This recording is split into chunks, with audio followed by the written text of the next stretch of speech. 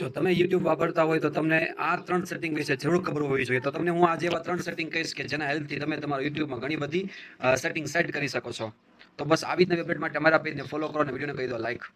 એ setting કરવા માટે સૌથી પહેલા તમે તમારું YouTube ચાલુ કરો. YouTube ચાલુ કર્યા પછી તમારું પહેલું સેટિંગ જે કરવાનું છે, તમે તમારું YouTube ચાલુ કર્યા પછી તમે તમારા પ્રોફાઇલ આઇકન ઉપર ક્લિક કરીને તમે તમારે હવે સેટિંગ આઇકન ઉપર ક્લિક કરવાનું છે. સેટિંગ આઇકન ઉપર ક્લિક કરીને થોડું સ્ક્રોલ ડાઉન કરશો એટલે તમને ડેટા સેવિંગનો ઓપ્શન મળશે, જે તમે ઓન કરવાથી તમે તમારો વિડીયો ઘણા બધા જોશો પણ તમારું નેટ ઓછું વપરાશે, એટલે કે તમારો ડેટા સેવિંગ થશે. જે આ સેટિંગ તમારા માટે ડેટા સેવ કરી શકે છે. બીજું સેટિંગ છે, ફરી તમારે સેટિંગ આઇકન ઉપર ક્લિક કરીને જનરલના ઓપ્શનમાં જશો. જનરલના ઓપ્શનમાં ગયા પછી તમે અહીંયા રેસ્ટ્રિક્ટેડ મોડ નામનો ઓપ્શન છે જે ઓફ હશે, જેને ઓન કરી દેશો. જેમના ઓન કરવાથી તમે જ્યારે ફેમિલી અથવા તો કોઈ એવા ફંક્શનમાં બેઠા હશો અને YouTube ચાલુ કરતા હશો અને ઘણી વખત સડનલી એવા કોઈ વિડીયો આવી જતા હશે કે જે ફેમિલીને સાથે જોવા બહુ કરવા પછી તમારા આવા બધા વિડીયો અહીંયા આવવાનું બંધ થઈ જશે. અને ત્રીજું સેટિંગ છે, ફરી તમે સેટિંગની અંદર તમે જોશો, સ્ક્રોલ ડાઉન કરીને ટાઈમ મેનેજમેન્ટમાં જશો ને, તો આ સૌથી ઇમ્પોર્ટન્ટ ફીચર છે કે તમે તમારો બ્રેક ટાઈમ સેટ કરી શકો છો. એટલે તમે થોડી વાર પછી તમને રિમાઇન્ડ કરાવશે કે હવે બસ તમે ઘણી વખત ફોન જોઈ લીધો છે, તમે થોડી વખત આરામ કરી લો. તો તમે તમારો અહીંયા કસ્ટમ ટાઈમ સેટ કરી શકો છો.